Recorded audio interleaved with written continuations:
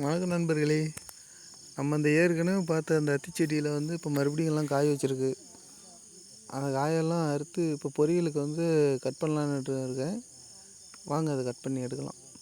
இது காய் சின்ன சின்னதாக தான் இருக்குது. சரி இன்னும் கொஞ்சம் பெருசாகிறதுக்கு விடலாம் அப்படின்னு பார்த்தா எல்லாம் குருவி அணிலுன்னு வந்து எல்லாம் சாப்பிட்ருது. இன்னும் கொஞ்சம் பெருசாக இருந்துச்சுன்னா காயெல்லாம் பழுக்கிறதுக்கு ஆரம்பிச்சிருது. எல்லாம் ஒன்று ஒன்றா சாப்பிட்ருது. ஒரு 2 நாள் கேப் போட்டோமாவே மறுபடியும் போய் பார்த்தோமா எல்லாம் இருக்க மாட்டேங்குது.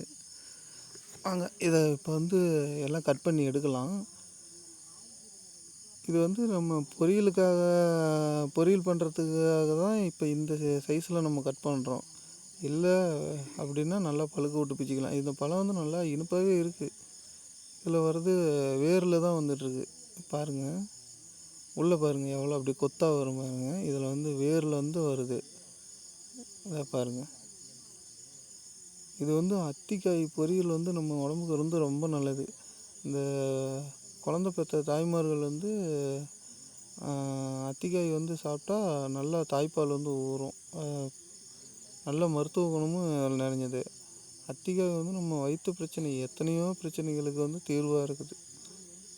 பார்க்கலாம் வாங்க. இது அத்திக்காய் வந்து நம்ம நேகாஸ்ரீ தான் பொரியல் பண்ணி அடிக்கடி சாப்பிடுவாங்க. அதுக்காக வந்து அவங்களுக்காக தான் இந்த சைஸ்லேயே வந்து பிக்கிறேன். இல்லைன்னா இன்னும் கொஞ்சம் பெருசாக வளரட்டுமா நல்லா பழுத்துரும்.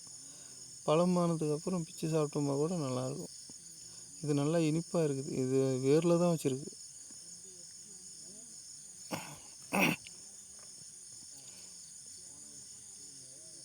இது பாருங்கள், இங்கே இருந்து இப்போ அந்த சைடெல்லாம் வந்து சும்மா செடி வந்து மேலே கிளையில காய் எதுவுமே எடுக்காமல் நல்லா வேர்லேயே நல்லா கொத்தாக காய் எடுத்துருக்குது.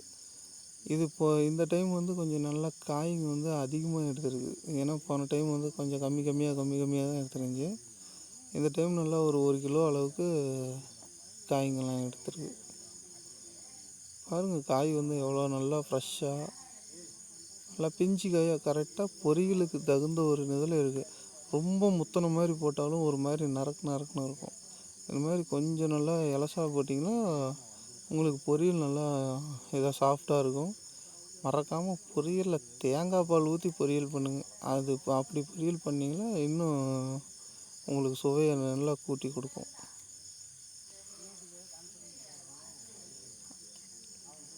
இது வந்து பழம். இந்த பழத்தை பாருங்களேன். இது வந்து பழுத்தா இந்த மாதிரி தான் இருக்குது. மற்ற மாதிரி கலர் மாற மாட்டேங்குது. பழுத்தா இந்த மாதிரி வெள்ளை கலரில் ஒயிட் கலரில் இந்த மாதிரி இது வேர்லேருந்து வர காரணமாக என்னன்னு தெரியல.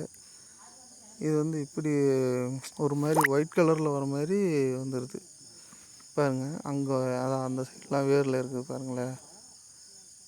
இதெல்லாம் கிளையில வரும் அப்படின்னு தான் பார்க்குறது. இது என்னடான்னா இது நம்ம செடியில் ஆதி காலத்துலேருந்தே இந்த செடியில் வந்து வேரில் தான் காயை வைக்கிது. கிளையில வைக்கும்ன்ட்டு நானும் பார்க்குறேன். இப்போ கிளையில வைக்கிற பழக்கமே இந்த செடியில் இல்லையாடுக்குது.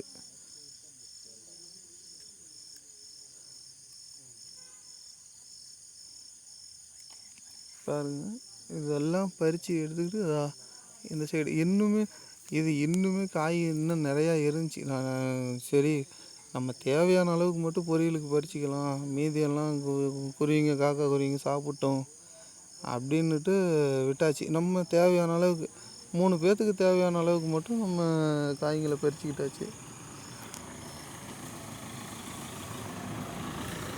பார்க்கலாம் வாங்கலாம்.